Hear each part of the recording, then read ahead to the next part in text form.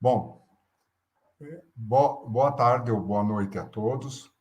Para vocês que não me conhecem, eu sou o Sérgio De Luca, médico e professor da área de saúde do trabalhador do Departamento de Saúde Coletiva da Unicamp.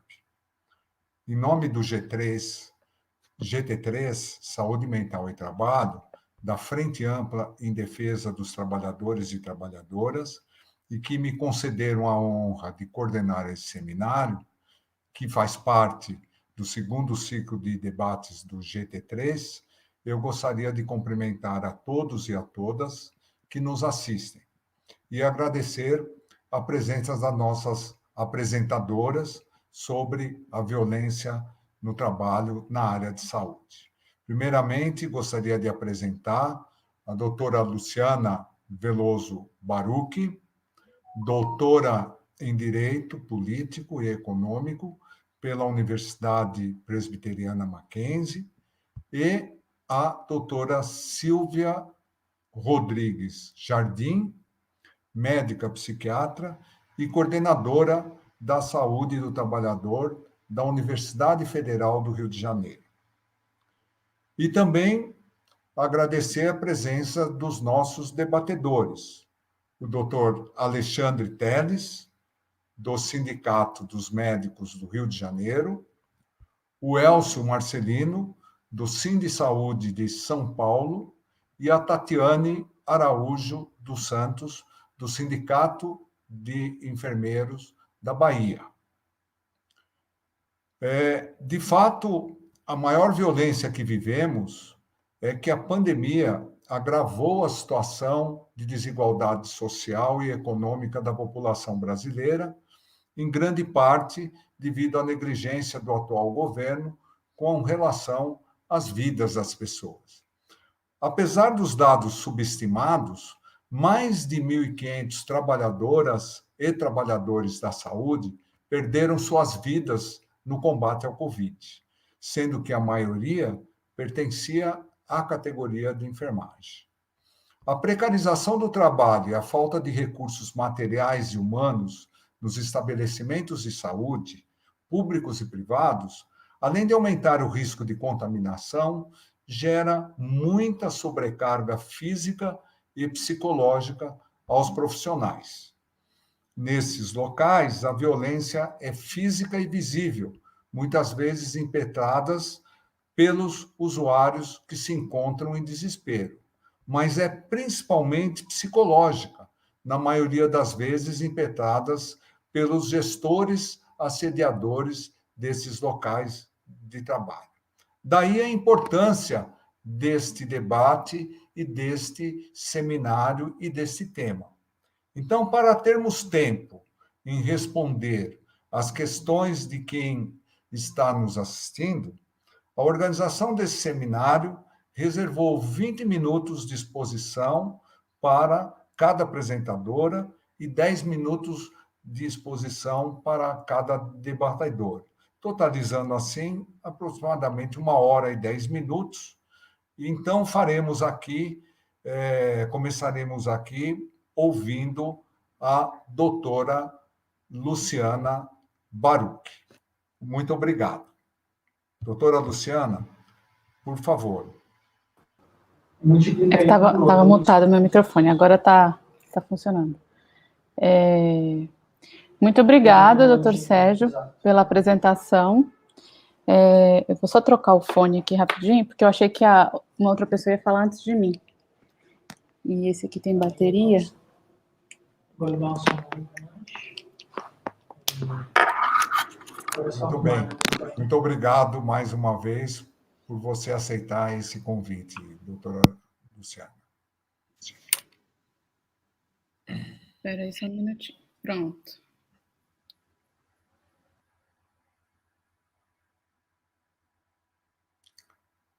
Pode começar, doutora Luciana.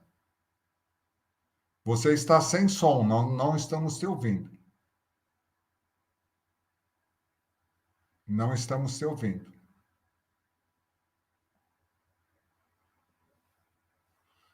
Acho que é melhor você colocar o outro microfone, porque nós não estamos... Agora Agora sim. Agora sim. Ah, sim, tá. É que eu troquei de fone de ouvido, porque eu achei que uma outra pessoa fosse falar antes de mim, aquela que precisava sair mais cedo. E aí eu esperei, porque esse aqui tem bateria, e eu fiquei com medo dele acabar na hora que eu fosse falar. Muito bem. Então, tá bom. Bom, eu acho muito difícil, né, falar desse tema, né, que, enfim, eu trabalho com ele já há muitos anos, em pouco tempo, assim, né, em 20 minutos, né, há tanto para falar, e quando a gente pensa em área da saúde, então, aí é que a coisa fica assim, mais complicada, né, porque é um setor, como a introdução que você fez aí foi muito boa, em que a gente tem uma epidemia de riscos e de adoecimentos muito superior, né, ao que a gente vê em outras áreas, né, assim, para dar um dado bem bruto, né, a gente sabe que as taxas de suicídio e de tentativas de suicídio são muito maiores do que na população em geral, né? Existem estudos que buscam explicar o porquê disso, enfim, o acesso, né, a meios letais está entre uma das explicações, mas sem dúvida, os fatores de risco inúmeros, né, os inúmeros fatores de risco e a intensidade, né, em que eles estão presentes, se a gente pudesse colocar numa escala, com certeza é o principal fator, né, que explicaria isso. Bom, há uma pesquisa recente da FGV, né, de 2020, que fala sobre a relevância do tema, e eles entrevistaram, né, pessoas da área da saúde, e a resposta, né, a conclusão da pesquisa é de que mais de 80% tinham algum problema de saúde mental, né, que referiram nos últimos meses, quase 70% não se sentiam preparados para lidar com a pandemia, e quase 90% disseram que sentiam medo, 70% falaram que tinham ansiedade, cansaço, e cerca de 50% falaram que sentiam tristeza. No ano de 2021, a Organização Mundial de Saúde decidiu, né, eleger o Ano Internacional dos Trabalhadores do Care. Eu gosto muito dessa expressão que fala que são os trabalhadores que estão relacionados com o cuidado, né, com o cuidado com o outro, e eu acho assim, muito emblemático isso ser reconhecido internacionalmente, porque é um problema no mundo todo, né? Claro que aqui no Brasil nós temos as nossas peculiaridades relacionadas à política e relacionadas à legislação, mas é um problema que está presente no mundo todo. Eu tenho um depoimento, né, de uma pessoa que me mandou uma mensagem hoje, curtinho, e vou colocar aqui para vocês ouvirem, não sei se vai dar para ouvir. Tá dando para ouvir?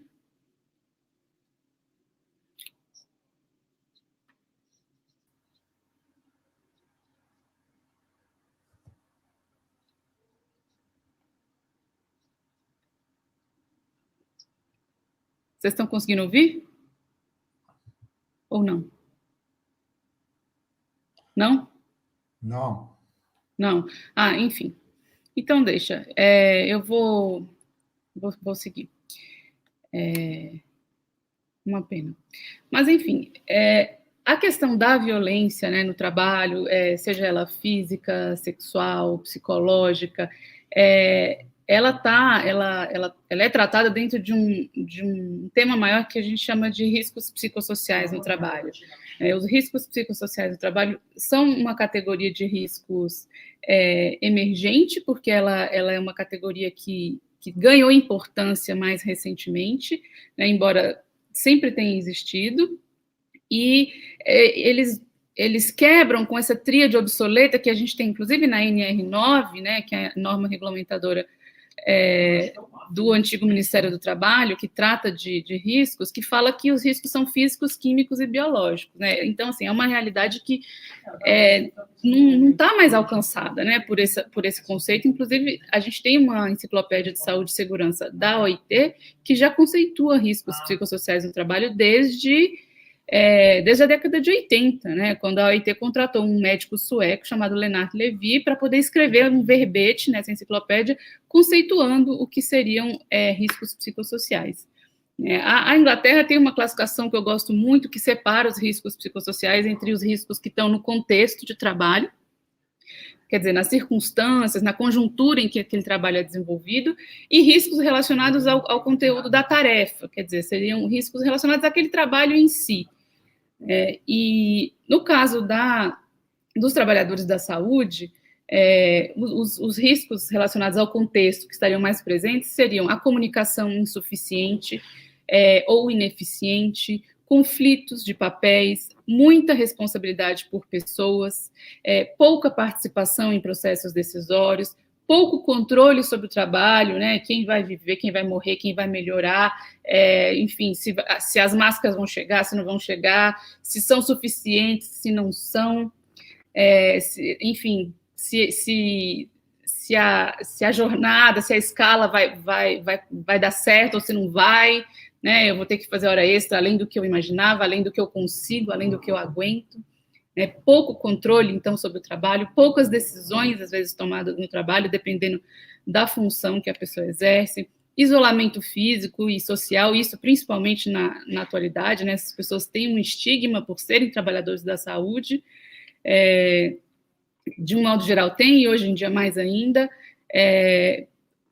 Aí agora entra as questões de assédio, de violência, né? O relacionamento ruim com superiores e os conflitos e a violência interpessoal, né? E aí o assédio, ele tem várias classificações, vários tipos: assédio organizacional, que é aquele que vem de cima para baixo, vem travestido de normas, de metas, de boas práticas, enfim, de um modelo de gestão, às vezes, maravilhoso, mas quando você vai analisar aquilo ali, aqueles números, aquelas métricas, as formas de avaliação, a gente acaba vendo que há ali, sim, um assédio organizacional. Então, esse é um tipo de assédio muito problemático na atualidade, muito problemático numa realidade capitalista que a gente vive, e em muitos casos ele supera, né, em termos de problema, eu acho, atualmente, os casos de assédio interpessoais ou individuais, não que não existam, não que não sejam importantes, mas os casos, né, interpessoais, como o próprio nome já diz, acabam sendo mais pontuais, mais isolados, muitas vezes relacionados a personalidades perversas, psicopatas, ao passo que o assédio organizacional, ele atinge toda uma coletividade, ele coloca muitas vezes os trabalhadores de joelhos, sem condições de fazer frente, com os mecanismos, né, de defesa coletivos, que é o que o Deju fala que seria a maior imunidade que o trabalhador poderia ter ao assédio, totalmente desestruturados, porque cria-se uma competição, né? Então aquela coisa do cada um por si, uma concorrência. Então, não há união, né? Não há como fazer frente, não há como defender o meu colega, né? Que não conseguiu dar conta, que se afastou, que está com um burnout, porque está sofrendo violências psicológicas para dar conta, né? Porque está sofrendo, às vezes, até mesmo violência física, né, como a gente vê muito na atualidade, nas unidades básicas de saúde, não apenas de médicos, enfermeiras, mas também com assistentes sociais, com psicólogas, até com seguranças, né, que estão trabalhando nessas unidades, sofrendo bastante violência física. Acho que é importante dizer também que um risco muito presente e concorrente com a violência, que torna a situação ainda mais crítica, é a falta de apoio social. Aí, quando eu falo apoio social, eu falo de de questões sociais mesmo, de previdência, de apoio com filhos, com creche, com pais idosos, com isso que falta, né, no Brasil. Então, assim, além de muitas vezes lidar com uma realidade de trabalho super dura, a pessoa também tem que lidar com uma realidade de casa, no caso das mulheres, principalmente, né, com uma dupla, às vezes tripla jornada de trabalho, que torna este trabalhador, né, muito mais vulnerável. Então, essas demandas aí, muitas vezes conflitantes, né, entre casa, trabalho, pouco apoio social, com as questões práticas de casa e os problemas relacionados aí à dupla jornada, são também considerados riscos sociais, riscos psicossociais, né, e embora o assédio e a violência seja mais um tipo de risco, após muitos anos estudando esse tema, eu vejo que quanto mais riscos psicossociais você tem em uma organização, mais propícia ela está para que casos de assédio moral, sexual e organizacional aconteçam.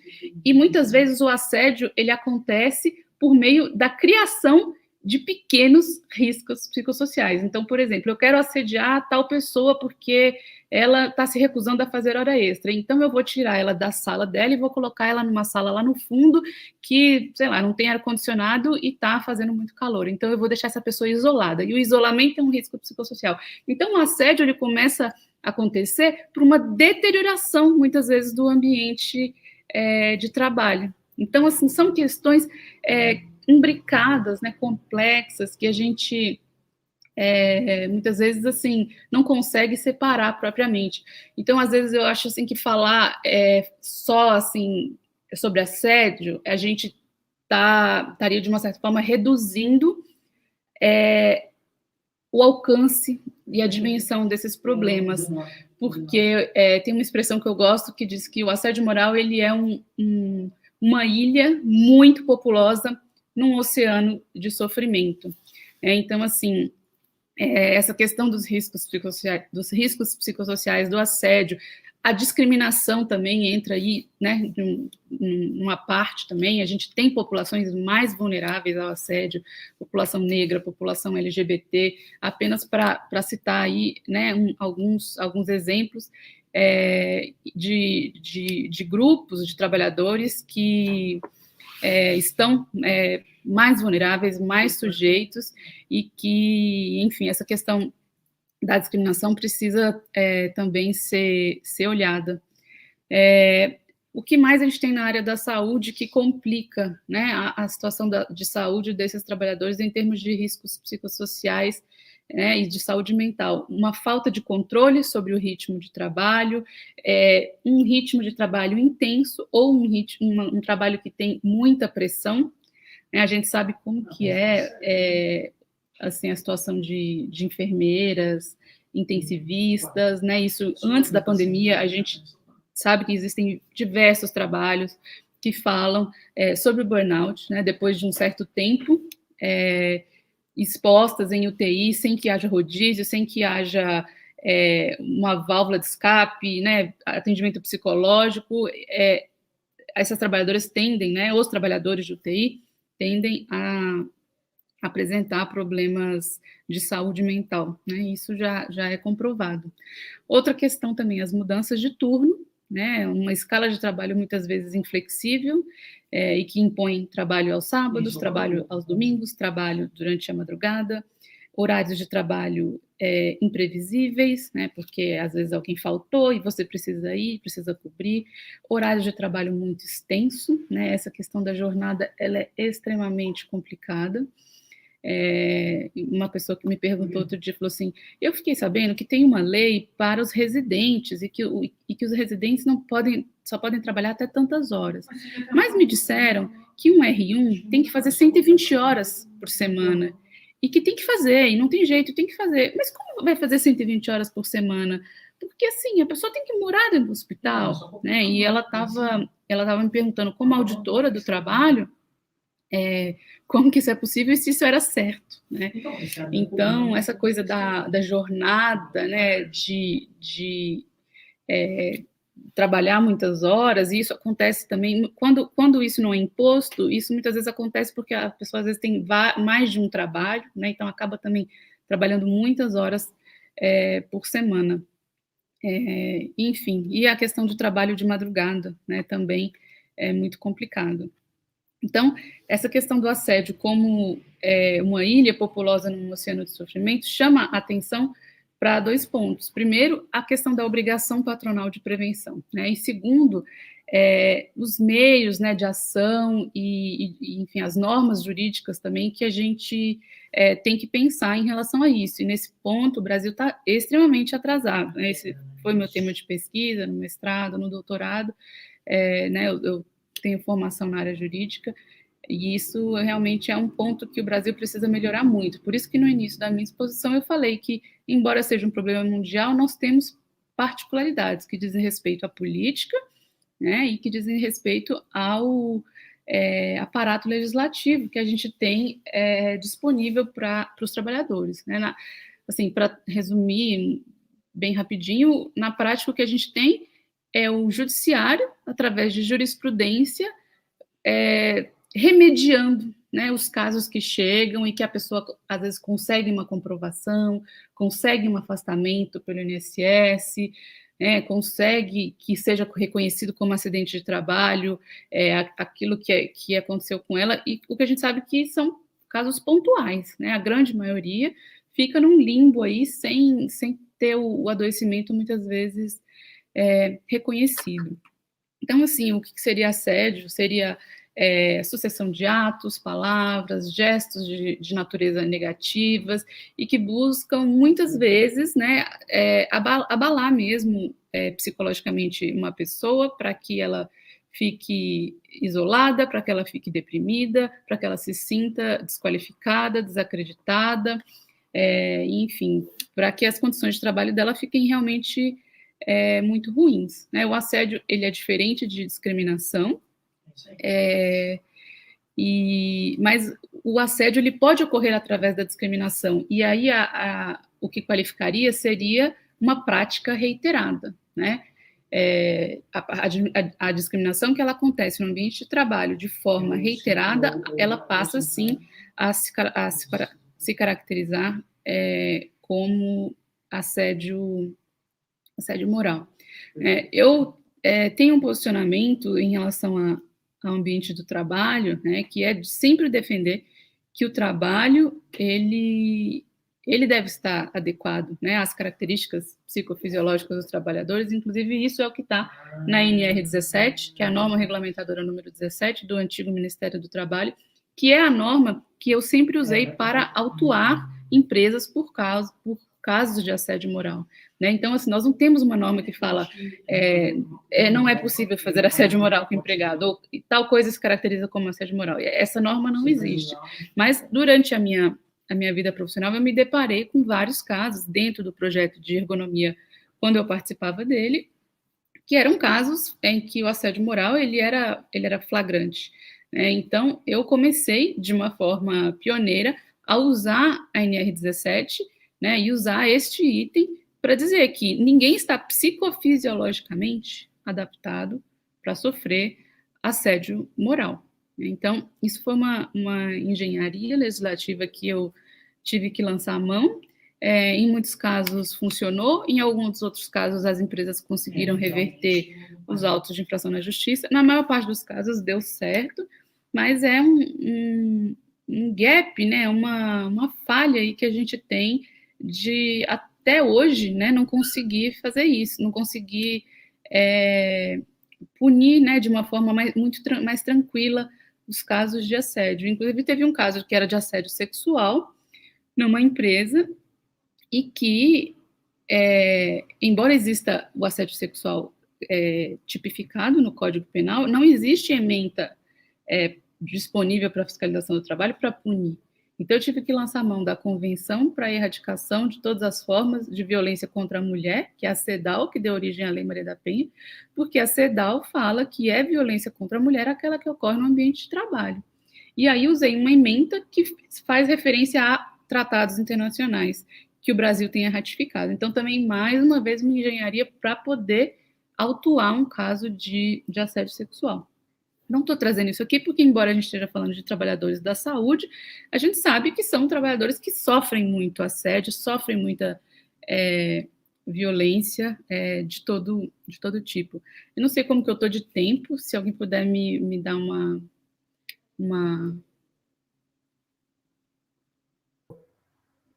Quanto Doutora tempo Luciana, eu se tenho puder ainda? encerrando, tem mais 2 minutinhos, por favor. 2? Isso. Tá bom. Depois você volta para o debate.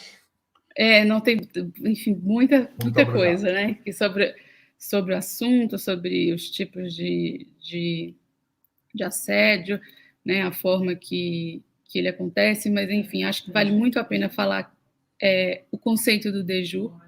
De Jure é um médico, psiquiatra, psicanalista francês que lida com a questão do sofrimento mental relacionado ao trabalho há muitos anos.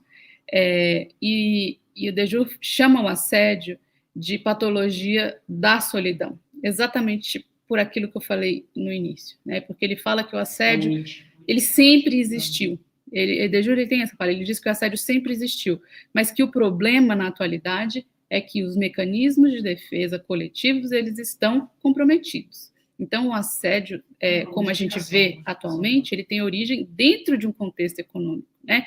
De fusões, de fundos administrando hospitais, de precarização do SUS, né? De redução de custos, de metas abusivas.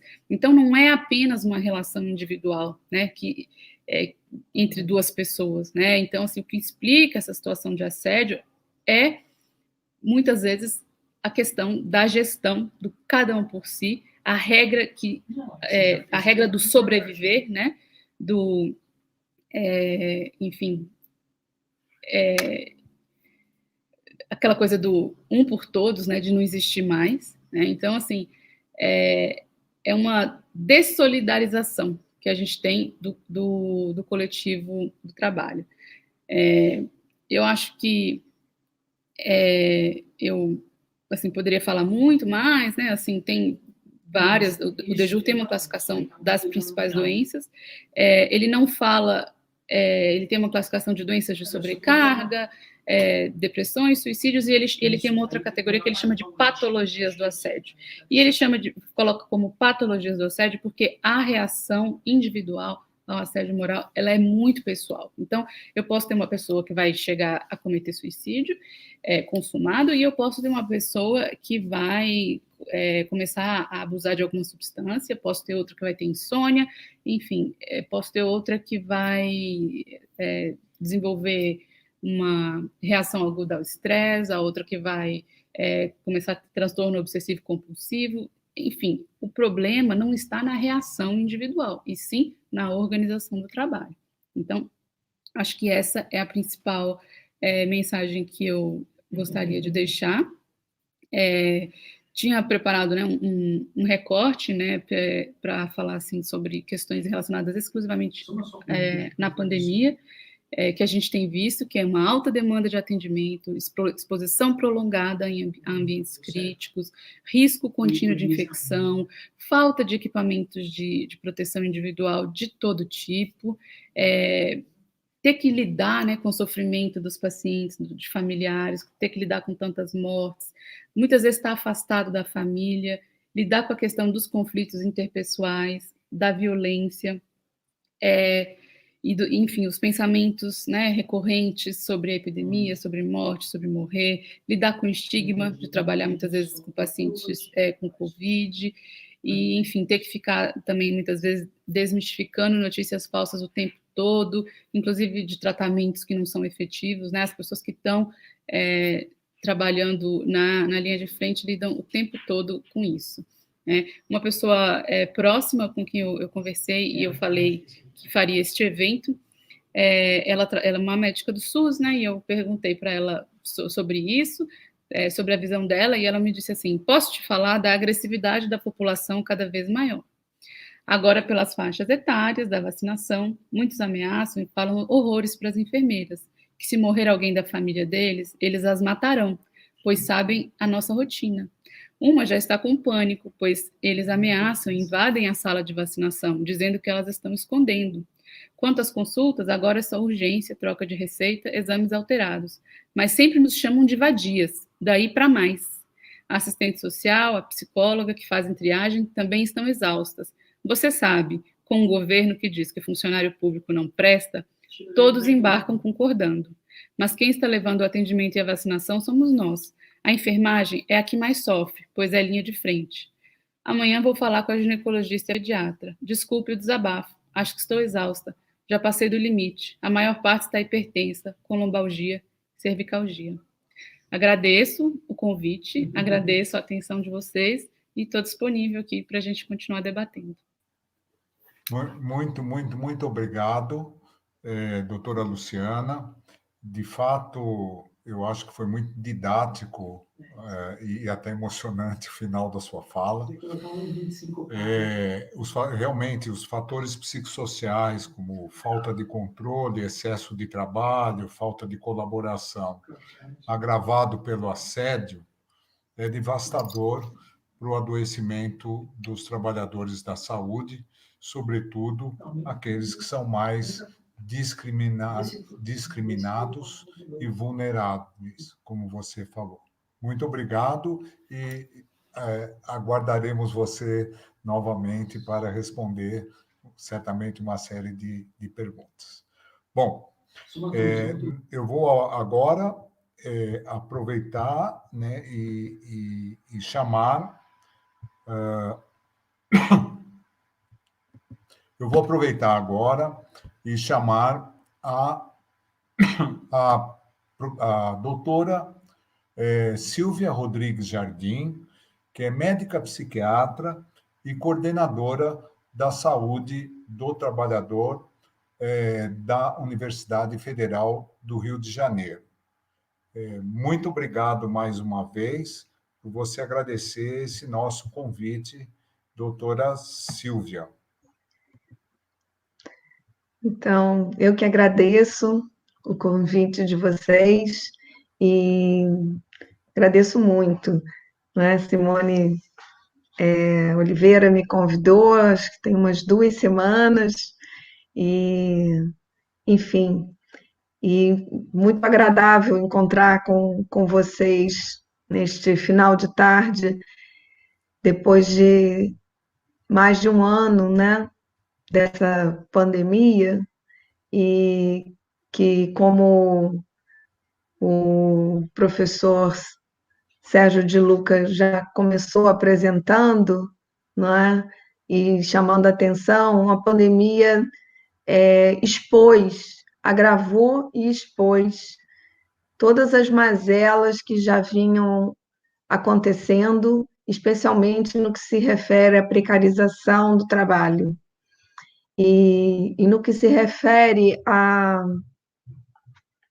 ao trabalho em saúde, isso se amplia bastante, porque exatamente a pandemia vai afetar a saúde por todos os lados, não é? A saúde dos trabalhadores, das classes trabalhadoras e das classes trabalhadoras em saúde. Então, é importante exatamente estarmos juntos hoje aqui, neste final de tarde, porque precisamos estar juntos para enfrentar a pandemia, que afeta a todos, e as doenças da solidão, como falou a doutora Luciana Veloso Baruch, que eu acabo de conhecer, de ter o prazer enorme de conhecer, de começar a conhecer. Exatamente, as doenças, as afetações psicossociais que afetam exatamente porque ameaçam, rompem os laços sociais, não é? Isolam, estigmatizam, né? Vulnerabilizam, não é? Especialmente aqueles que vivem do trabalho, não é? E eu não ia começar por aí, mas eu vou começar exatamente porque a doutora Luciana falou da dificuldade que é provar e cercear e punir, não é? O assédio organizacional e o assédio moral.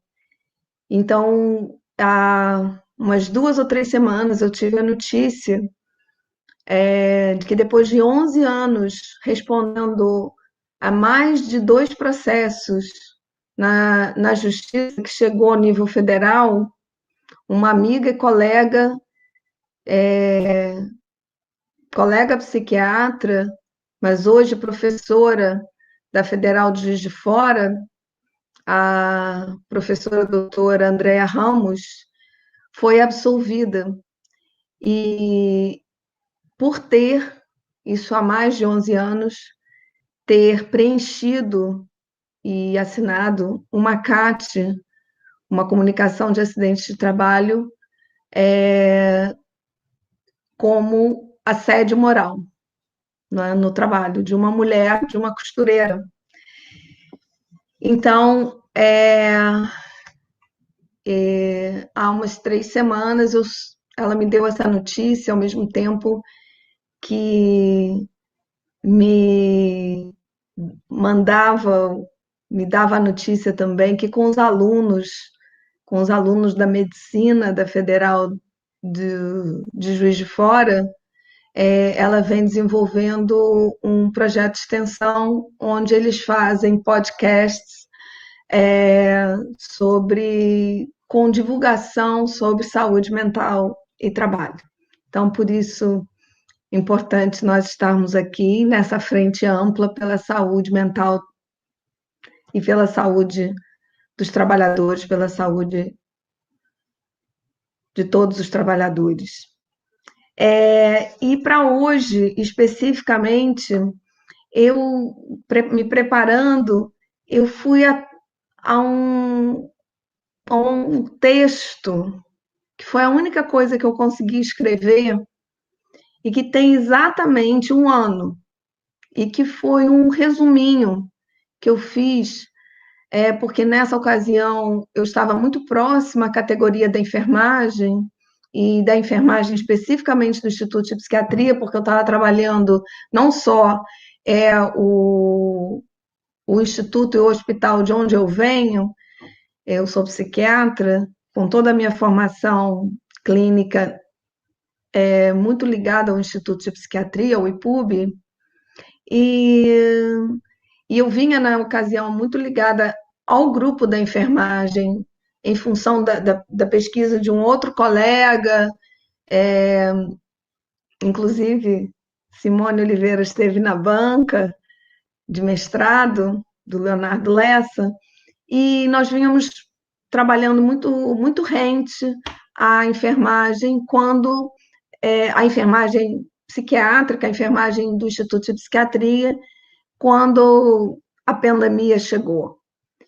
E, enfim, eu fiquei muito tomada, e eu disse, bem, alguém tem que estar com eles, né?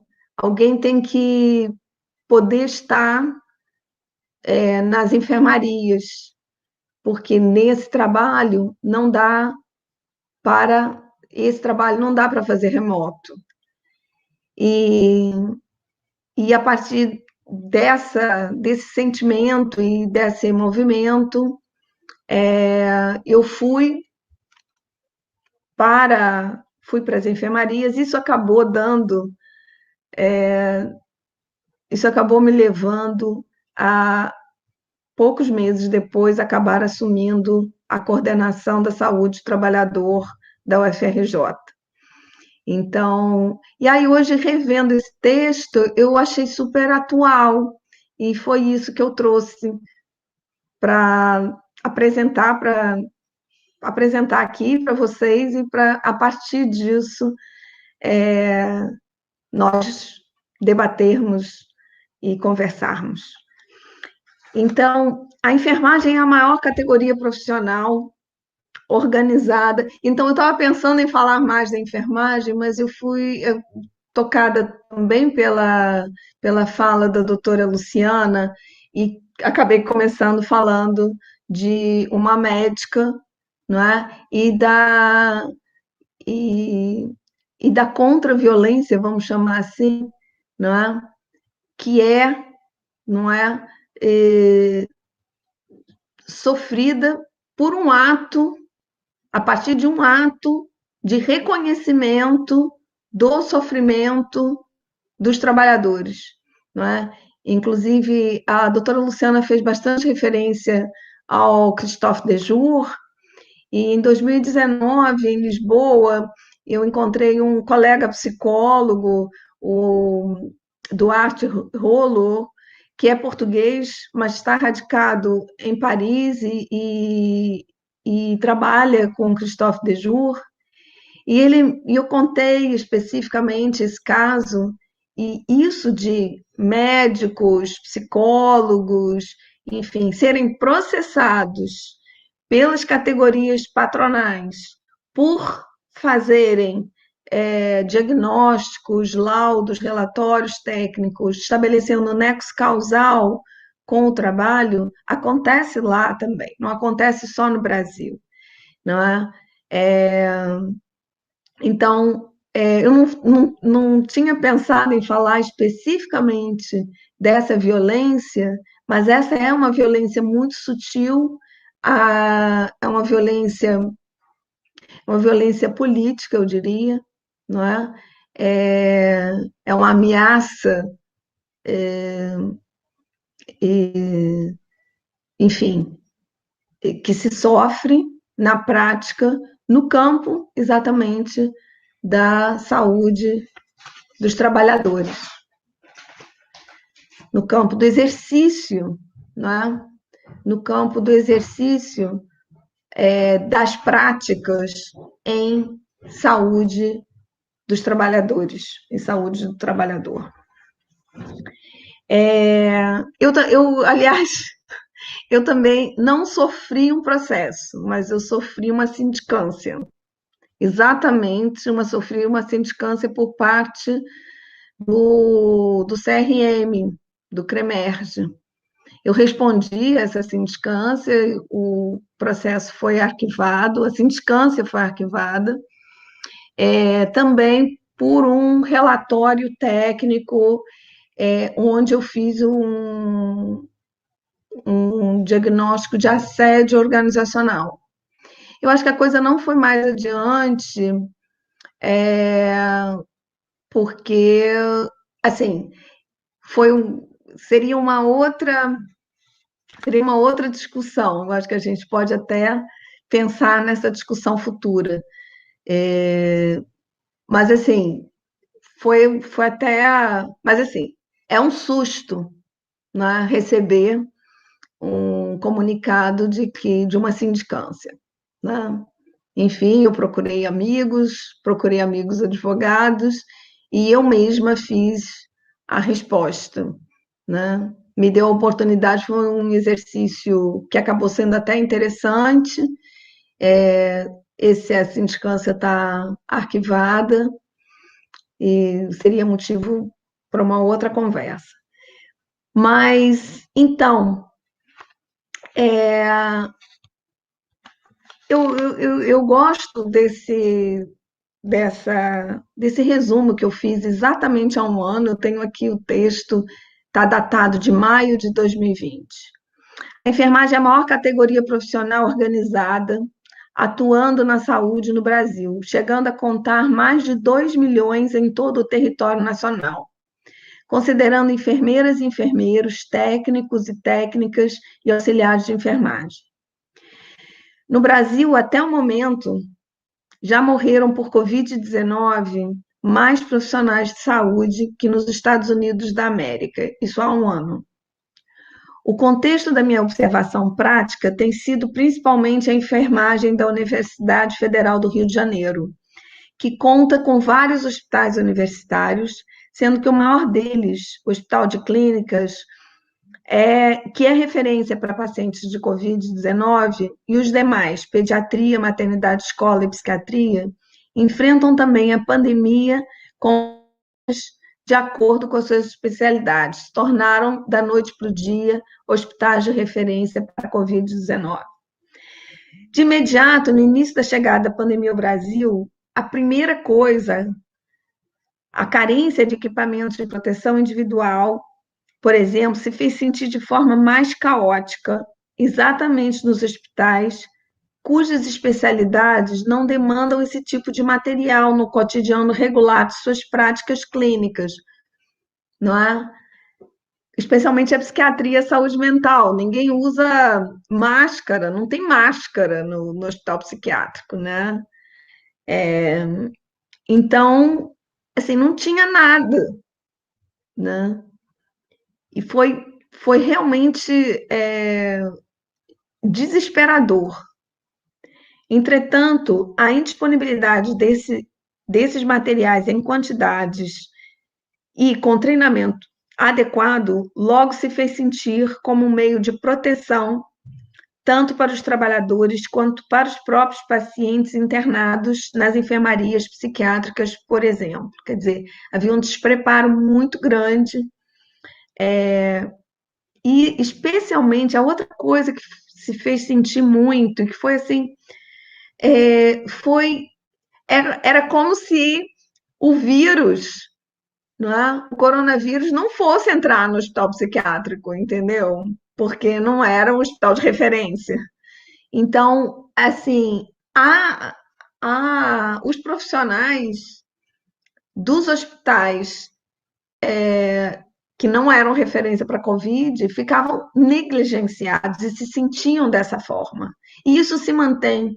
Por isso que eu achei esse texto, que tem exatamente um ano, este apanhado, não vou nem chamar de texto, que tem exatamente um ano que eu escrevi, tão atual, porque, de certa forma, toda vez, quando chega a vacina, de novo, né, há uma negligência, porque, na verdade, há uma precariedade enorme que já é anterior.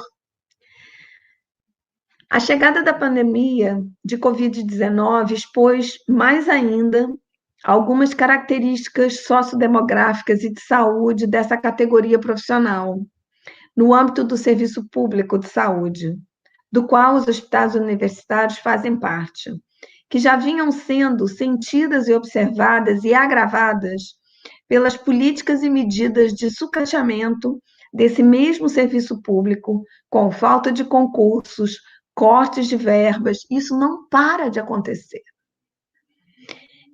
Para a saúde, educação e pesquisa, precarização e terceirização de serviços, inclusive no âmbito da saúde. Com a chegada da pandemia, cada hospital, de imediato, teve que homologar o afastamento de em torno de 30% da força de trabalho da enfermagem, por conta de fazerem parte de grupo de risco por idade avançada, doenças pré-existentes ou serem cuidadores de idosos ou menores de idade incapazes de cuidar de si mesmos.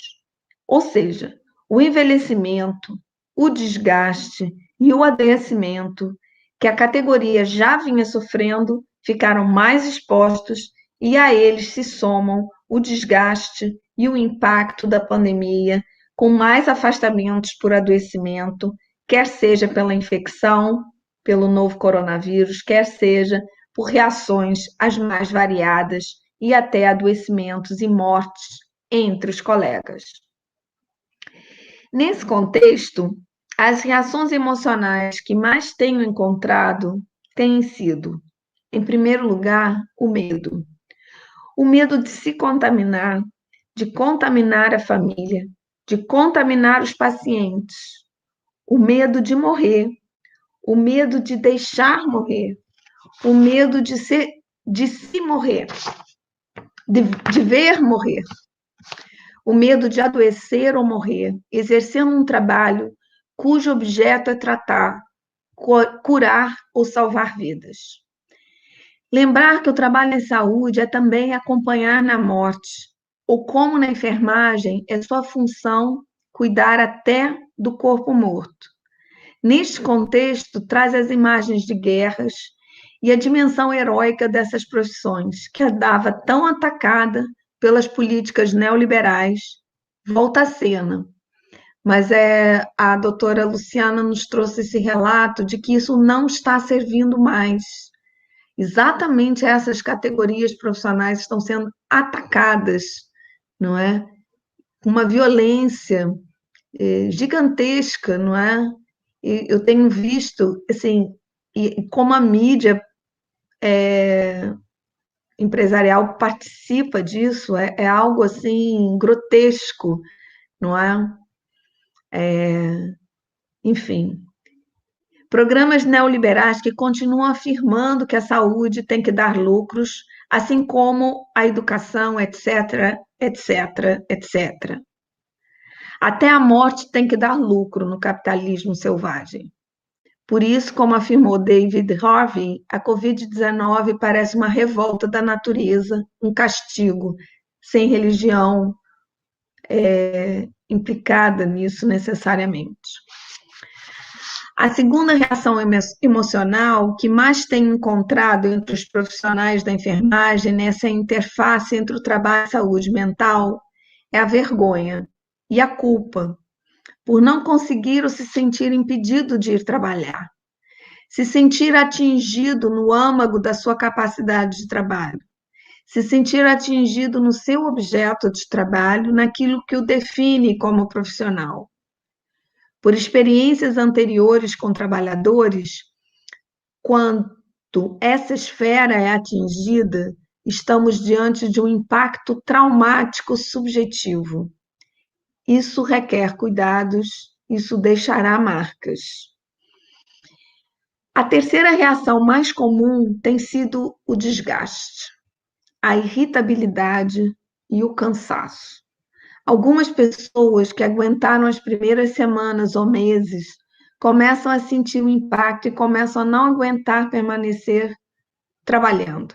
A exposição excessiva, por exemplo, ficar por 3 dias e 3 noites por semana longe de casa, para pernoitar perto do hospital e diminuir o tempo de translado e risco de contaminação ao longo de mais de um mês, e dando conta de mais de um vínculo de trabalho. Eu, no caso, estou falando de um caso real. Porque isso é algo muito marcante na categoria da enfermagem e da medicina também. A doutora Luciana deu o exemplo da médica residente, a dupla jornada de trabalho, né? Dupla, às vezes tripla jornada, bem se juntar com o trabalho doméstico, com os cuidados, com os filhos e tal, eu nem sei quantas vezes isso se duplica, ou quadruplica, enfim, mas é uma categoria, são categorias profissionais que são marcadas pela dupla jornada de trabalho. Quer dizer, a gente já está falando de um trabalho precarizado, não é? Então, somado a relações de trabalho desgastadas, mágoas de décadas de trabalho em uma instituição, porque aí eu estou falando especificamente da enfermagem, que é a maior categoria. Eu acho que tem mais. Eu acho que a categoria da enfermagem na UFRJ é maior que a de docentes. Aliás, eu vou fazer essa conta direitinho, mas eu acho que é maior. Somando as relações de trabalho desgastadas e mágoas de décadas de trabalho em uma instituição com desigualdades abissais, acaba culminando em não suportar um pouco mais. A categoria profissional da enfermagem no Brasil tem, na maioria das vezes, mais de um vínculo empregatício, ou seja, tende a ter tripla jornada de trabalho, pois a maioria é uma categoria, né, majoritariamente.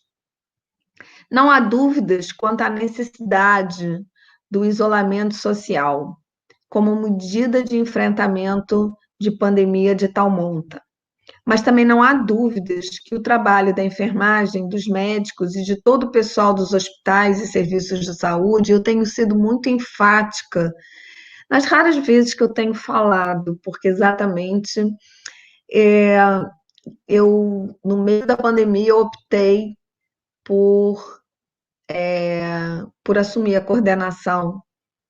da da coordenação de políticas de saúde do trabalhador da UFRJ, e isso me afastou, me levou para o trabalho presencial, enfim, me levou para frente do campo. Então, eu não tenho participado de muitas falas públicas. Então, enfim, não há dúvidas a respeito dessa necessidade de isolamento.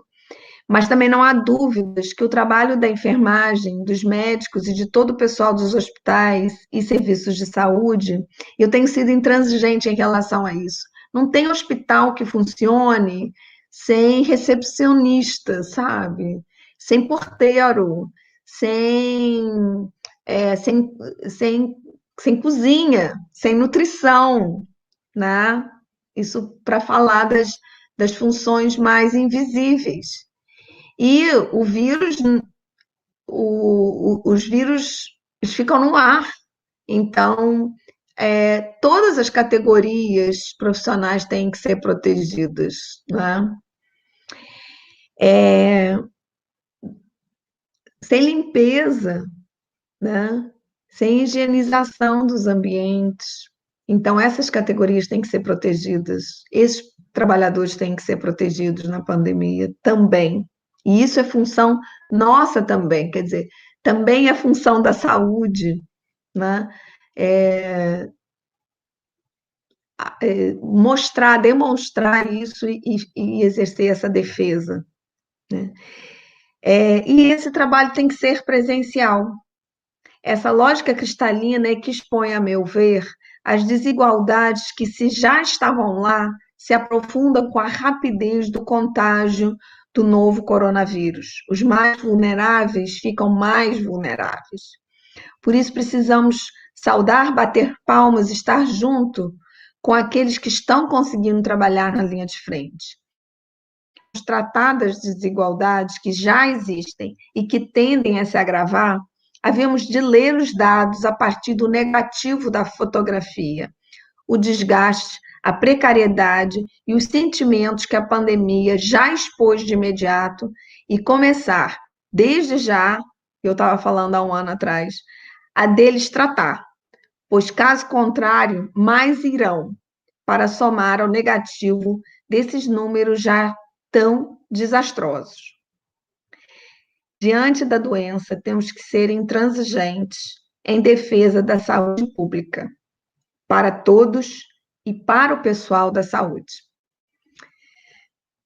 Nem sei como é que está. O meu tempo bem, já consegui ler aqui que acabou. E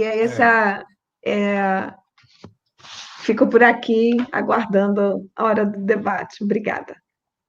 Doutora Silvia, evidentemente eu não pedi para você interromper, porque a sua fala foi tão eloquente e eu agradeço, muito obrigado pelo seu texto e depoimento tão forte e eloquente sobre o tamanho do desgaste da enfermagem, como você deu um exemplo. Concordo com você que os trabalhadores da saúde devem ser incluídos, o pessoal da portaria, o pessoal da limpeza, que são também trabalhadores da saúde. De fato, você começou dizendo que os profissionais que fazem nexo de assédio no trabalho é uma estratégia perversa para nos calar. E também os trabalhadores não podem se calar e precisam se ajudar. E se apoiarem com o suporte do sindicato de sua categoria profissional. Então, nesse sentido, nós vamos pedir agora para a nossa colega Tatiane Araújo, do Sindicato da Enfermagem da Bahia, fazer o seu debate. Por favor, Tatiane, seja bem-vinda. Muito obrigada. Eu queria, antes de tudo, né, antes de qualquer coisa, agradecer o convite, né, que a mim foi feito pela Tânia Araújo, daqui da UFES, né, da Universidade Estadual de Feira de Santana, aqui da Bahia. Para mim é um prazer estar com todos vocês novamente, viu, Sérgio? Acho que isso aqui já é um desdobramento daquela primeira conversa que a gente teve, né?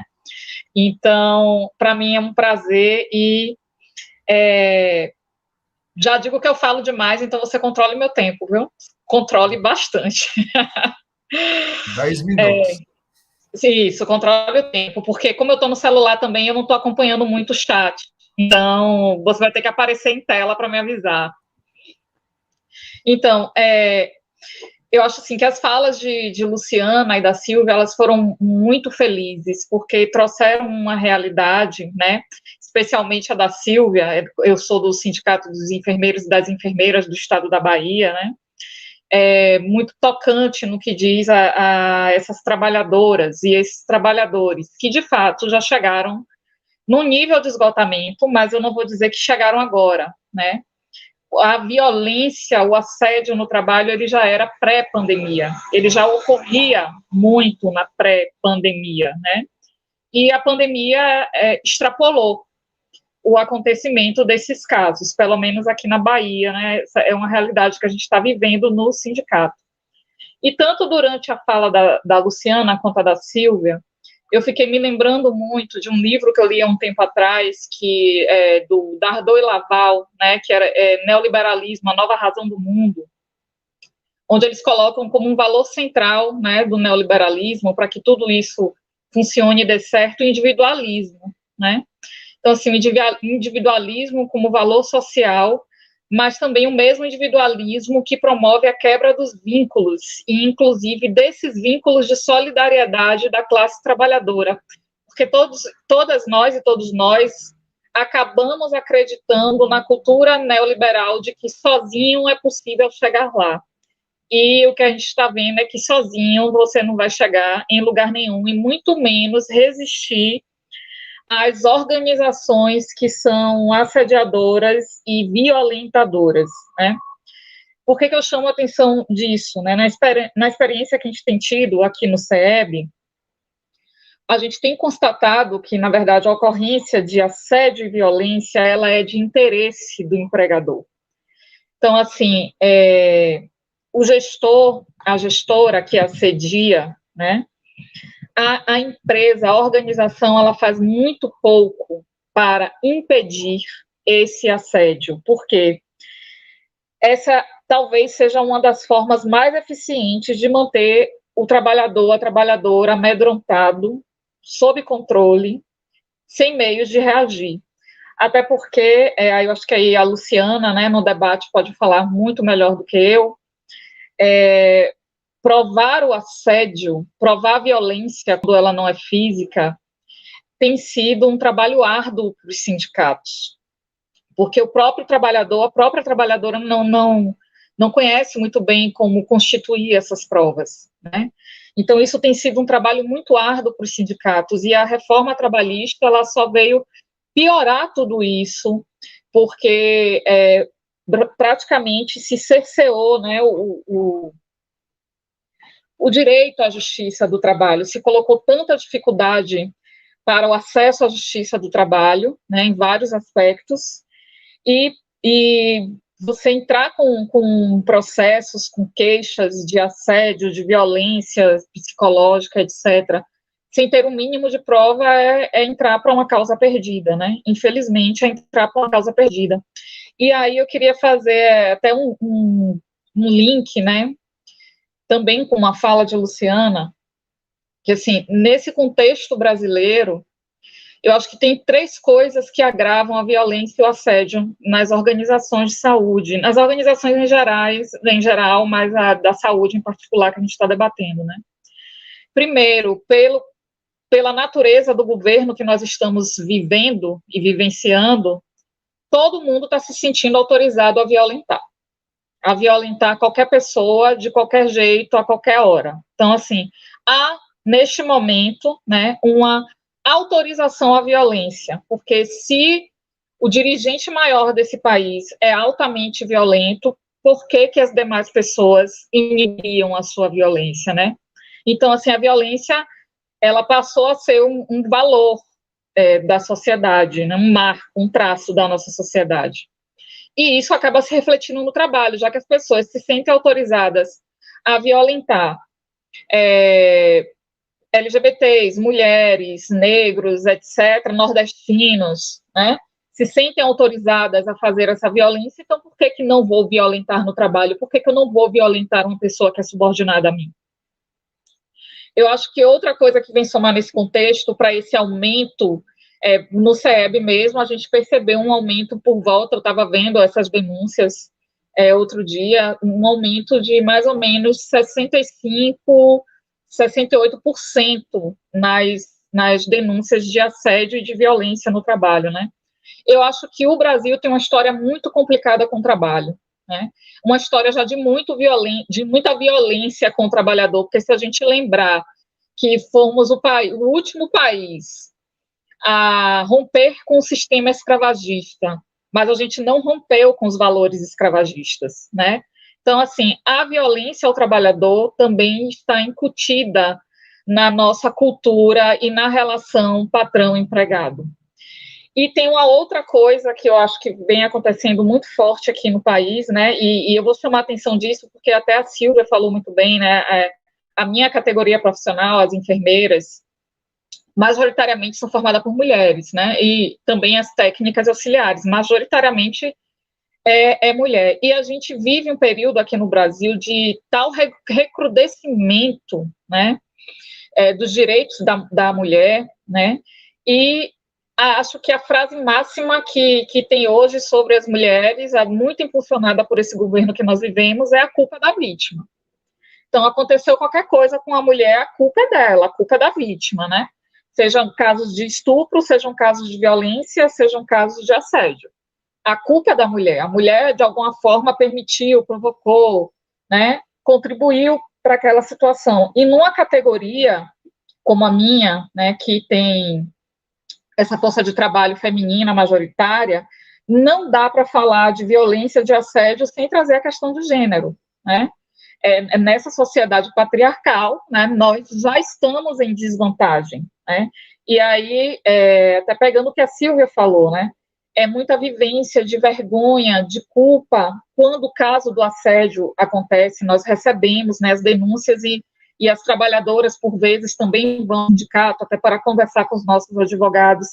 E, assim, é um extremo sentimento de culpa pelo assédio que ela sofreu, como se, de fato, ela tivesse contribuído de alguma forma para isto, né?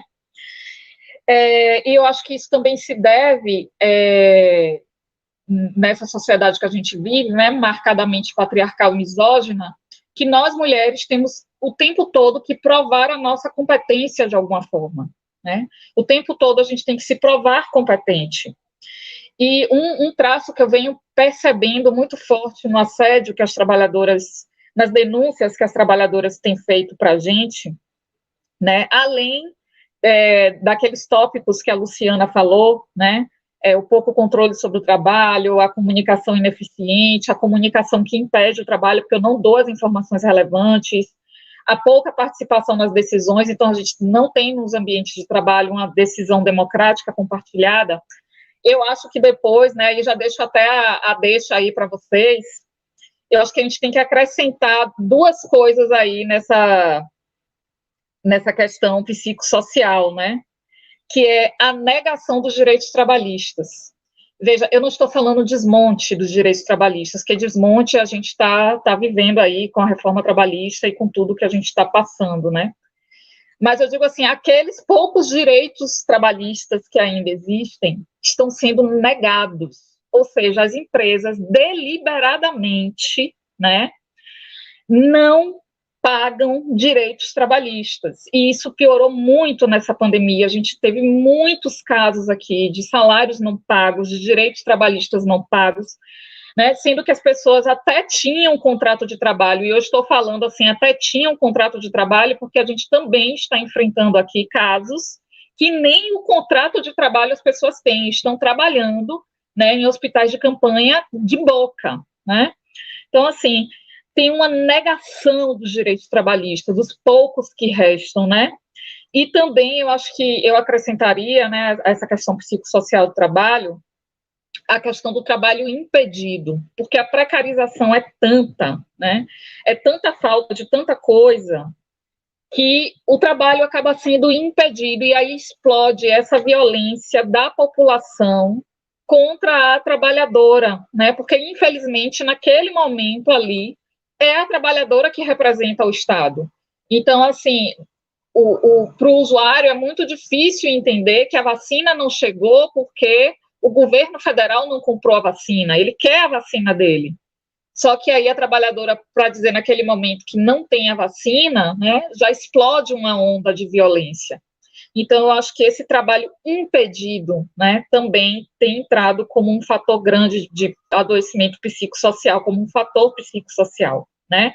Eu lembrei aqui agora de uma outra negação dos direitos trabalhistas, que, por exemplo, aqui, pelo menos aqui na Bahia, mesmo a Covid tendo sido reconhecida como doença associada ao trabalho, né, nenhum serviço está emitindo a CAT.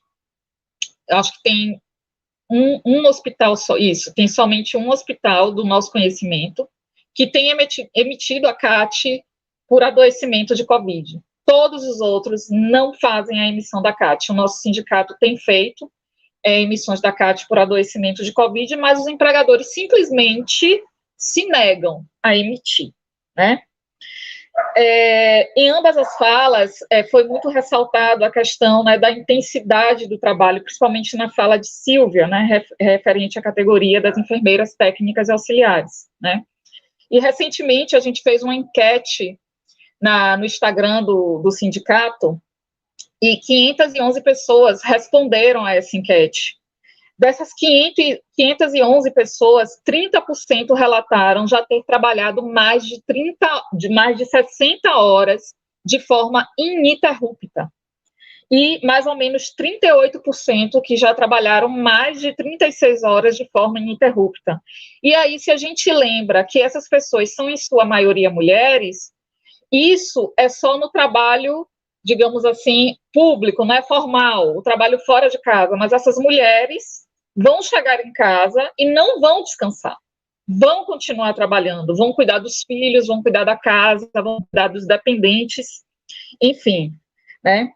Então, por essa experiência no sindicato, né, por a gente ter percebido esse aumento de denúncias relacionadas a assédio e violência no trabalho, é que nós chegamos a uma triste constatação, né?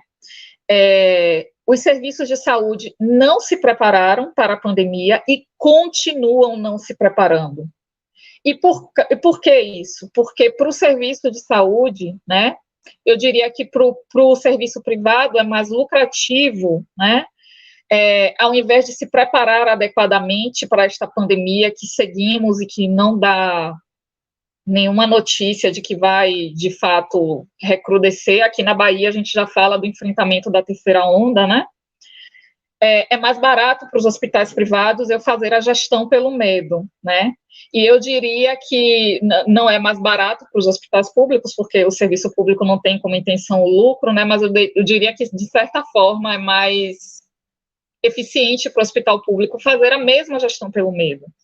Então, ao invés de eu ter o dimensionamento adequado, ao invés de eu ter as condições de trabalho adequadas, ao invés de procurar ser sensível às questões de gênero, né, principalmente em relação às mulheres grávidas, às mulheres lactantes, que nós tivemos uma batalha judicial imensa aqui, né, no sindicato, até sair finalmente essa lei que de fato autoriza o afastamento das gestantes, etc., ao invés de eu ter este olhar, né, humanizado para essas pessoas. Não, eu prefiro fazer a gestão pelo medo, né, que essa expressão até li num artigo de Graça Druck, onde ela descreve as tipologias da precarização do trabalho no Brasil, né. Então, fazer a gestão pelo medo, incentivar que os trabalhadores, na verdade, não desenvolvam a solidariedade, incentivar que os trabalhadores não busquem o sindicato, incentivar aos trabalhadores de que, olha, é isso mesmo, e se você não se adequar, você vai perder o seu emprego, negar os direitos trabalhistas, os poucos direitos trabalhistas que ainda restam, né, impedir o trabalho. Eu acho que isso tem sido mais vantajoso, infelizmente, para as organizações de saúde. Então, é por isso também que no sindicato a gente tem tido mais essa visão de que a organização é assediadora. Isso se materializa, claro, na ação de uma pessoa, né? Normalmente é do gestor, mas a gente já teve casos de assédio do subordinado para o gestor também, né? Normalmente é o gestor que assedia aquele que está hierarquicamente abaixo, e a organização não toma medidas efetivas para que esse tipo de ação seja inibida, seja coibida e não aconteça mais. Então, é por isso que até agora, né, no CEB, a gente está num período de negociação de convenções coletivas, e a gente está tentando negociar que entre nas CCTs protocolos mesmo para a inibição do assédio nos locais de trabalho, né? Inibição e também apuração dos casos de assédio, porque o que a gente também tem percebido aqui na nossa vivência é que, como para as organizações é benéfico que o trabalhador seja assediado, que a trabalhadora seja assediada, boa parte das organizações não apuram os casos de assédio, mesmo quando as trabalhadoras e trabalhadores recorrem aos canais da organização, né? Algumas vezes elas chegam para a gente e dizem assim, não, já falei lá no Recursos Humanos, já falei na ouvidoria e nada foi feito, né? Então, esses são pontos que eu achei assim, importante na fala da Luciana e da Sílvia, e que vem de acordo com a situação que a gente enfrenta aqui no Sindicato dos Enfermeiros do Estado da Bahia. Infelizmente, do ponto de vista jurídico, eu diria que a gente não tem tido, assim, muito sucesso, até pelas dificuldades que eu falei, né, de você comprovar e estabelecer nexo, enfim, com as ações judiciais para o assédio, mas eu diria que do ponto de vista político, nós temos conseguido algum sucesso, né, ao abordar as organizações, né, algumas organizações têm pelo menos escutado, né, o sindicato, algumas vezes têm apurado, mas a realidade é que pouco tem feito para inibir a prática, né, mas eu diria que o nosso maior sucesso político tem sido junto às trabalhadoras mesmo, né, que, enfim, às vezes situações ruins também vêm para o bem, né, elas passaram, mesmo nesse contexto em que o individualismo reina, em que a solidariedade de classe é cada vez mais atacada e destruída, né, em que cada vez mais os sindicatos são criminalizados, as trabalhadoras passaram a buscar suporte no sindicato para os casos de assédio mais do que buscavam antes da pandemia. E não é que esses casos não ocorriam, não. Eu fiz uma pesquisa pré-pandemia, né, eu estava até aqui resgatando ela, que foi uma pesquisa em vários hospitais da Bahia, tanto na capital quanto no interior, e um resultado dessa pesquisa, por exemplo, foi a associação, né, a gente conseguiu mostrar um risco significativo para afastamento do trabalho daquelas enfermeiras técnicas auxiliares que já haviam tido histórico de discriminação ou violência durante o trabalho. Então, as trabalhadoras que tiveram violência ou discriminação no seu trabalho, elas tinham maior risco para o afastamento, né? E, de fato, também os afastamentos aconteceram mais nessa população. Então, o que eu percebo de diferença, né, basicamente, e o que eu chamo relativamente de ganho é isso. Essa situação que já acontecia antes, mas que as trabalhadoras pouco procuravam um sindicato, essa situação continua acontecendo e agora as trabalhadoras chegam até a gente, né? Conseguem chegar até o sindicato, conseguem enviar o seu relato e nós conseguimos fazer o acolhimento. Não sei se já cheguei perto do meu tempo, mas essas são as considerações que eu gostaria de fazer. Muito obrigado. Você passou um pouquinho do tempo, mas a sua fala foi tão contundente que eu não quis interromper, né? De fato, Mas não passei muito não, né? Porque eu sou não, tagarela. um pouquinho só. De fato, a ideologia do individualismo é uma ponte, né, para as patologias da solidão, e o assédio, como você falou, é uma estratégia organizacional, né, e a trabalhadora e o trabalhador ficam sozinhos nesse tipo de violência e ainda se sentem culpados, né, essa culpabilização da assediada e do assediado. Realmente uma categoria predominantemente de mulheres, a sobrecarga do trabalho também se sobrepõe às atividades domésticas e de cuidado. Então, essa discussão que você levanta de gênero é muito relevante. Muito obrigado. Bom, mas para falar também de uma outra categoria profissional que está sofrendo na pandemia, nós vamos chamar agora o doutor Alexandre Teles, do Sindicato dos Médicos do Rio de Janeiro. Por favor, doutor Alexandre, muito obrigado Obrigado. pelo seu aceite. Eu que gostaria de agradecer, professor Sérgio, a todos. Na verdade, estou numa tarefa aqui muito difícil, depois de falar, falando após a Tatiane, né, que expôs de uma maneira brilhante alguns fatos, né, e também depois de falar depois das nossas debatedoras, né. Então, a gente fica numa situação, na verdade, eu tive verdadeiras aulas, né, e aprendi muito aqui, mas venho trazer um pouquinho sobre a categoria médica, que também tem passado uma situação muito difícil durante essa pandemia, né? Bom, em primeiro lugar, acho que não tem como deixar de falar como essa pandemia ela aumentou a sobrecarga que já existia em cima do profissional médico, né?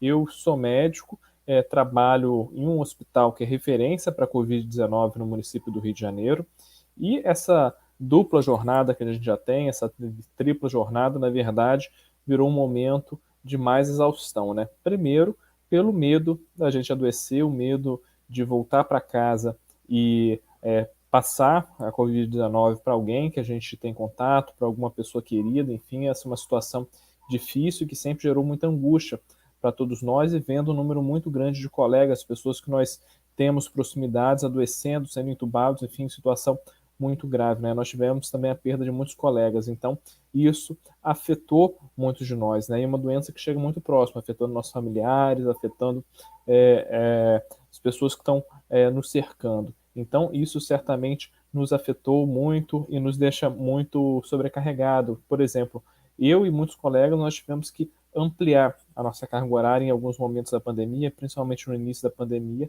por conta do alto número de colegas que foram afastados, né?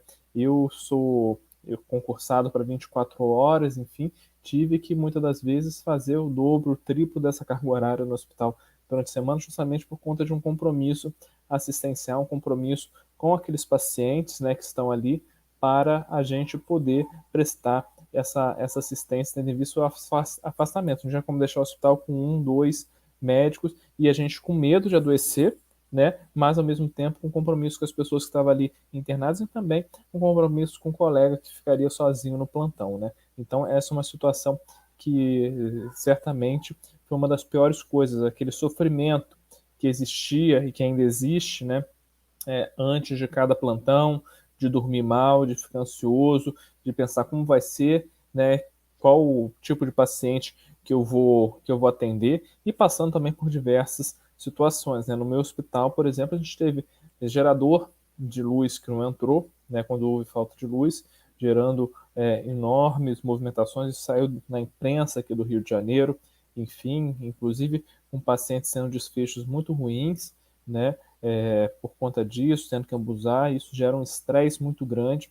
Outra situação foi que os sindicatos, não só o sindicato dos médicos, mas todos os sindicatos daqui do Rio de Janeiro da saúde, né, em conjunto, nós tivemos que ingressar com ações na Justiça do Trabalho, né, e na Justiça Comum, para garantir os equipamentos de proteção individual. Muitas unidades públicas e privadas não estavam garantindo os EPIs e, quando garantiam, não estavam na padronização adequada, né? Ou seja, aventais com uma gramatura inferior ao recomendado, não era fornecido máscara de 95, mesmo quando em ambientes em que são realizados procedimentos invasivos, tudo isso gerando uma grande angústia em nós médicos e outras categorias profissionais que passavam pela mesma situação no início da pandemia. E a gente teve que entrar com ações na justiça para isso, né? E, ao mesmo tempo, uma pressão muito grande, né?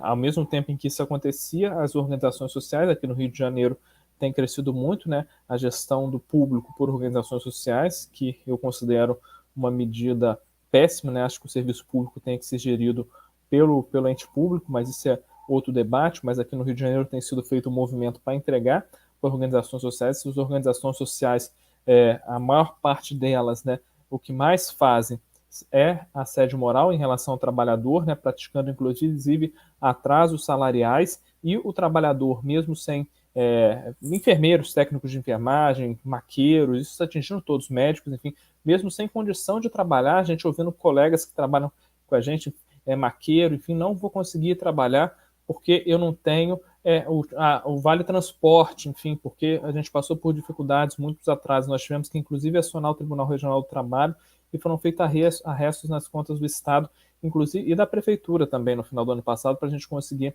realizar os pagamentos. E mesmo assim os profissionais que têm um compromisso, sofrendo porque não podiam se ausentar dos trabalhos, mas tendo que sofrendo desse assédio, né? Se você não for trabalhar, você vai ser demitido, né?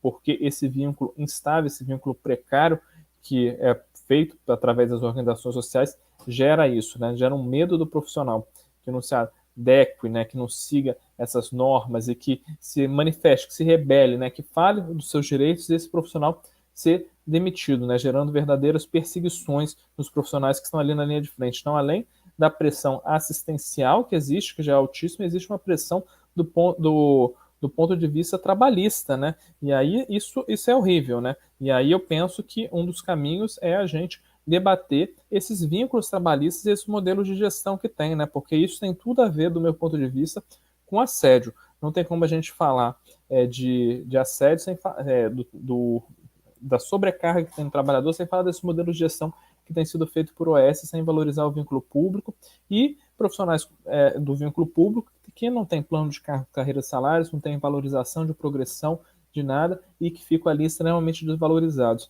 Então, a pessoa ali trabalhando no mesmo hospital, Hospital Getúlio Vargas, por exemplo, ganhando 3, 4 vezes menos, né, porque é um servidor público, desempenhando a mesma função que um colega que trabalha por uma organização social, né? Isso desvaloriza o profissional, isso desestimula, né? E, na verdade, a gente tem que ter planos de carreiras que favoreçam o desenvolvimento, a progressão na carreira e a promoção. É isso que a gente espera do serviço público, e a gente tem que passar por isso. Fora isso, né, a categoria médica tem passado ainda por uma situação pior, mas também tenho visto avançar na categoria da enfermagem um outro tipo de vínculo, não é se isso pode chamar de vínculo, né? Que é a pejotização, a contratação por pessoa jurídica, né? A gente já foi cooperativa, já fomos OS, e agora o que vem crescendo, já somos OS agora, e agora o que vem crescendo é a pejotização, né? É a perda total de vínculos, né? Agora, com a terceirização geral e restrita, né, das atividades fins, isso agora está liberado para passar boiada na perda de direitos dos trabalhadores, né? Desde da reforma trabalhista de Michel Temer. Então, a gente está nessa situação em que o trabalhador ele não tem direito a férias, não tem direito a 13º, não tem direito, inclusive muitos colegas tiveram, antes de estar plenamente recuperados, trabalhando em UPAs daqui da cidade do Rio de Janeiro, voltando, né, mesmo sentindo fadiga, cansaço por conta do Covid, voltando porque não recebiam nenhum salário, porque não tem direito a afastamento, não tem direito ao atestado médico, né, não tem direito de se recuperar em casa, né, junto com a família de uma doença que pegou em situação ocupacional, né, e aí é muito, muito difícil.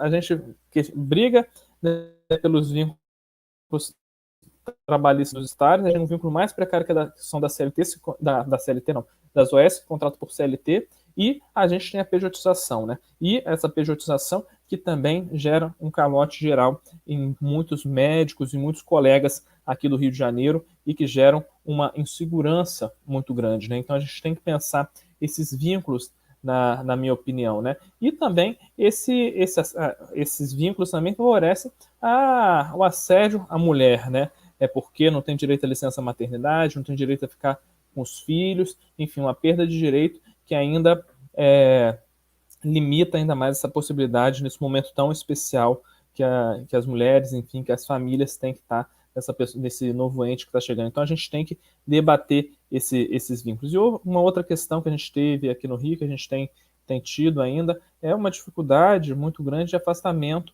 de profissionais de grupo de risco, né?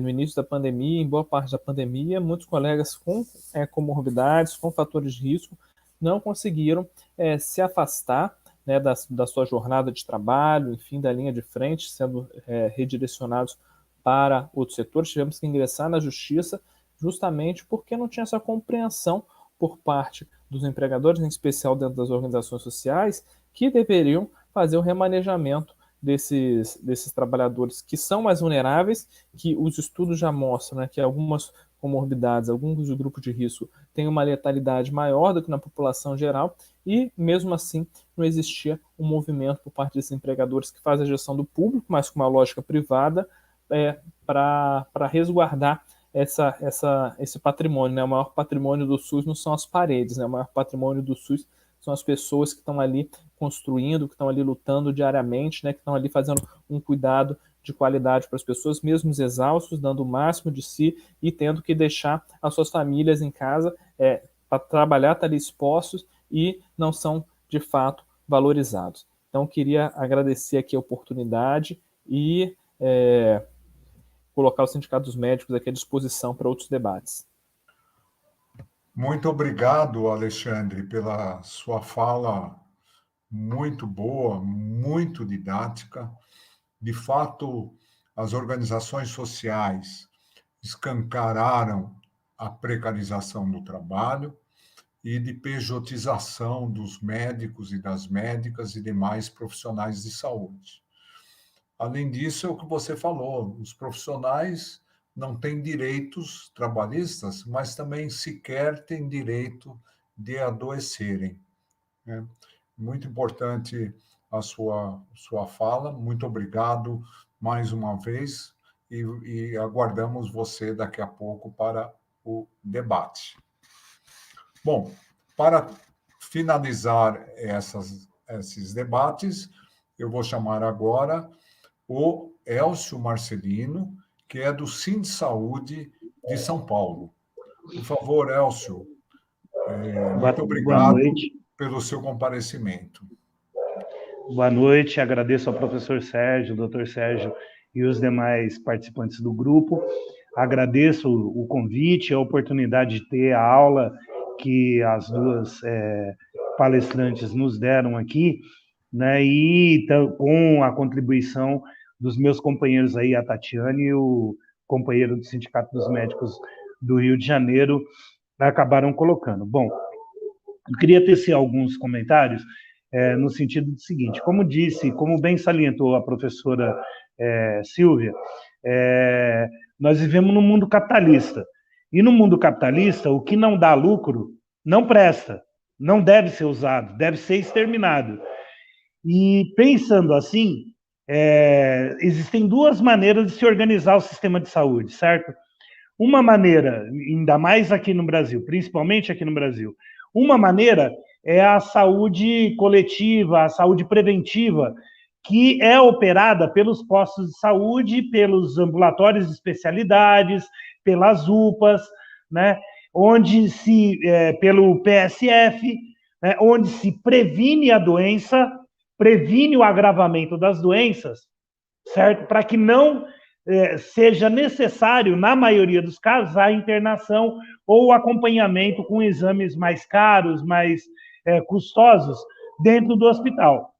E uma segunda maneira é a saúde curativa, que é centrada num modelo hospitalocêntrico, né, onde o custo do tratamento é muito maior. E aí, por ser muito maior, né, faz girar a roda do capitalismo, porque é onde se compra os equipamentos hospitalares de maior custo, é onde se tem o maior gasto, né, da indústria química de remédio, né, com os remédios todos que são utilizados dentro dos hospitais, né? E aqui no Brasil, ao longo dos anos, desde a Constituição, que instituiu o SUS, que também foi obrigado, na sua instituição, a aceitar o setor privado da saúde como complementar à saúde pública, mas, na verdade, o setor privado nunca foi complementar, ele sempre foi a prioridade dos vários governos que passaram. Os vários governos foram centrando o seu investimento em hospitais e sucateando os equipamentos de saúde coletiva, de saúde preventiva. Eu estou falando sobre isso porque são duas violências diferentes, duas agressões diferentes, certo? Uma agressão e uma violência é a que se dá na saúde preventiva, onde existe uma presença mais constante de agressão física, por exemplo, e outra agressão, outra violência é a que se dá nos hospitais, onde a agressão física ela é quase que inexistente, acontece, claro, mas em situações muito raras. Então, primeiro, em relação à saúde curativa, a que se dá dentro dos hospitais. Eu, numa outra oportunidade, num outro debate que a gente já fez, eu já havia colocado, e quero ressaltar de novo, a violência e a agressão que é inerente ao exercício profissional. Todo trabalhador, ele se realiza enquanto trabalhador, enquanto profissional, quando ele vê um resultado bem feito do trabalho que ele operou ali. Quem trabalha na área da saúde já tem uma cicatriz ou várias cicatrizes que são inerentes ao seu trabalho, porque uma parte considerável do meu exercício profissional, ele se dá e, ao final, o resultado possivelmente pode ser a morte. Portanto, todo o trabalho, todo o investimento que foi feito é um trabalho que, muito possivelmente, né, que tem uma probabilidade grande de, ao final, ser um trabalho que foi ineficaz, porque não conseguiu salvar a vida das pessoas. Claro que nós somos formados para entender que o nosso trabalho não é só salvar a vida, mas é também minimizar e amenizar o sofrimento, né, das pessoas que são acometidas pelas doenças, mas todo mundo tem na cabeça que, na verdade, a gente trabalha para curar, para salvar a vida das pessoas, né? Eu digo isso porque, assim, uma das coisas, por exemplo, que me marcam como profissional é que eu lembro, e profissional de área crítica, né, de UTI, de pronto-socorro e tal, é que eu me lembro, e são algumas cicatrizes que eu tenho, certo, psicológicas, eu me lembro exatamente de cada uma das pessoas que eu tive que pegar na mão na hora da intubação e a pessoa virar para mim e dizer, por favor, confio em vocês, não me deixem morrer. E saber que aquela pessoa não tinha grande prognóstico de sair curada, certo, daquele processo, né, de acabar sobrevivendo e, ao final, a pessoa morrer mesmo, certo? Então, assim, essa já é uma violência, uma agressão que já é inerente ao nosso exercício profissional. Agora, no mundo capitalista, e ainda mais num país atrasado, como disse a companheira Tatiane, onde o trabalho tem toda essa carga histórica, certo, de o trabalhador ser entendido como coisa, né, onde nós somos coisificados, somos reduzidos a também a condição de mercadoria, certo? Toda a organização do trabalho dentro dos hospitais, ela visa a ter o menor custo possível com o atendimento mínimo, certo, a ser dado à população. E isso é tanto o hospital público quanto o hospital privado.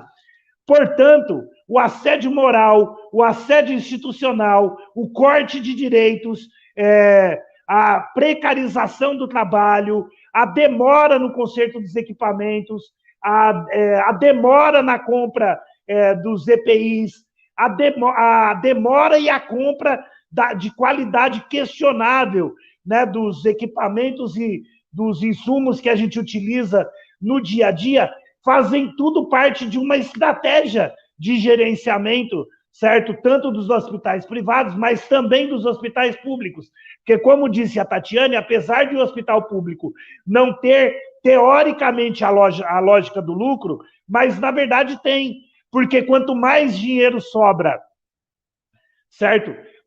No orçamento estadual, certo? Com gasto cada vez menor em saúde pública, é dinheiro a mais para o governante de plantão ali poder fazer o seu investimento em redução de carga de imposto para os empresários amigos, certo? Ou de investimento, certo? Em pagamento de juros de banco, em pagamento de terceirizadas das empresas amigas, né? Como a gente vê muito aqui em São Paulo, através da empresa do governador João Dória, né?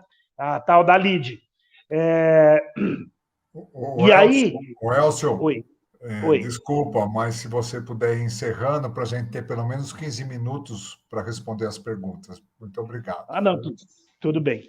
Tudo bem. Então, assim, essa violência toda, o assédio moral e essas questões todas que eu acabei de citar, na verdade, elas se transformam em ferramentas de gerenciamento, certo? Dos hospitais, tanto público quanto privado, aqui em São Paulo. Na saúde preventiva, acontece muito a questão da violência física, mas, como disse a própria Tatiane, na verdade, é uma incompreensão, porque, na verdade, é uma violência institucional, onde o Estado e a empresa privada se desresponsabiliza da qualidade do atendimento e do atendimento consequente lá na ponta, e a população não consegue fazer a ligação e a cobrança diretamente dessa falta que acontece lá, ao invés do trabalhador de se fazer aonde é necessário ser feito efetivamente a cobrança. Para encerrar mesmo, só queria citar só um exemplo que o companheiro do Sindicato do Rio, né, dos médicos do Rio, acabou de citar, que a principal violência é essa questão da manutenção da sua própria condição de vida, que é a questão salarial e da desvalorização enquanto profissional efetivamente organizada pela sociedade, pela mídia como um todo. Onde a gente, além de ter todos esses ataques, da reforma trabalhista, ataque de tentativa de isolamento dos trabalhadores, cada um no seu cantinho, tal, ainda temos que nos preocupar não só com a nossa subsistência, ter vários vínculos trabalhistas para garantir a subsistência, e ainda está colocado, tem que se preocupar também com o PEC 32, que tenta acabar com o serviço público e que tenta efetivamente acabar de vez com o funcionalismo público, né? Então, é isso. Obrigado. Muito bem. O Elcio, muito obrigado pela sua fala. Eu acho que complementou com as demais. Muito importante sua fala sobre a coisificação dos profissionais e sobre a violência quase que inerente do trabalho dos profissionais de saúde e de perder uma vida por falta de condições de trabalho, não pode carregar esta culpa, né? Então, eu agradeço muito a sua fala e vamos responder, ainda nesses nossos 15 minutos que nos restam, quer dizer, eu vou fazer, né, algumas perguntas para os senhores e eu peço para que vocês respondam rapidamente para que a gente possa realmente responder o maior número de questões. Então, a primeira pergunta que eu faço foi colocado pela Simone Holmes e a nossa colega Eliane Pintor, que é sobre a Convenção 190 da OIT. Eu gostaria que a doutora Luciana respondessem, né, se essa convenção, que é sobre assédio moral, pode ser caracterizado a partir de uma única ocorrência, né? Se o Brasil não é signatário. Então, há alguma forma de utilizá-la, doutora Luciana? A Convenção 190. Então, essa convenção, ela, no centenário da OIT, né, ela foi aprovada, foi uma vitória enorme, os países delegados votaram, e, infelizmente, né, assim, uma vergonha para nós, o voto do Brasil foi de abstenção, né, então o Brasil não deu um voto para aprovar a Convenção 190, apesar disso ela foi aprovada, e o país ainda não ratificou essa convenção realmente, né, como ela colocou.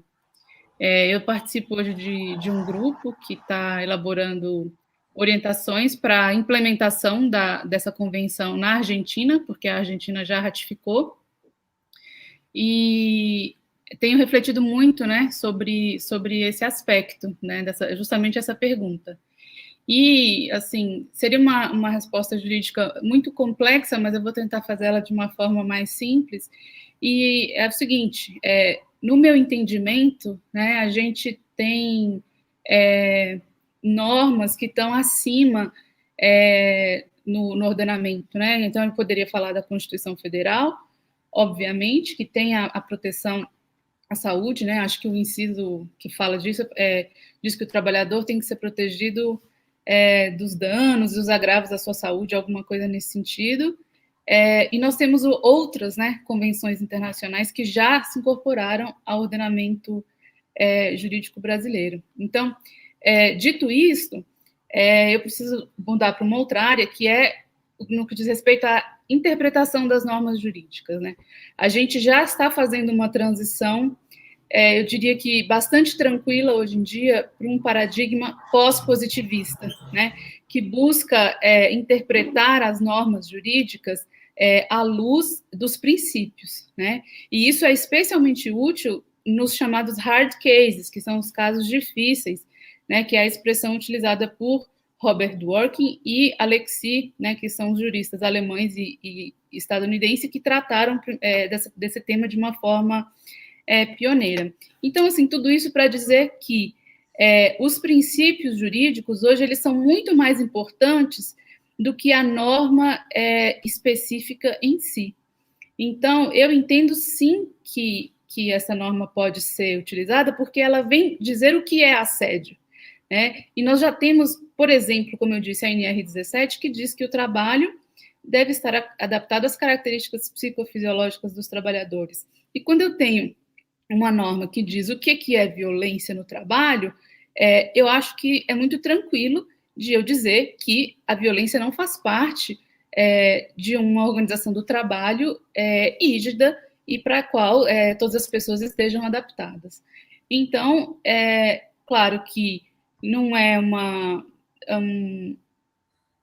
um uso ideal, né? O ideal seria ratificar a convenção, e acho que o Brasil precisa evoluir nesse sentido, né? Já passou da hora de avançar em termos legislativos, porque faz muita diferença a gente ter a lei, né? Assim, fez muita diferença, por exemplo, no tema da violência contra a mulher, ter uma lei que disse o que é violência contra a mulher, né? Ratificar. Isso acaba influenciando a proteção, a fiscalização, toda uma política judiciária de políticas públicas. Então, é muito importante ter a lei.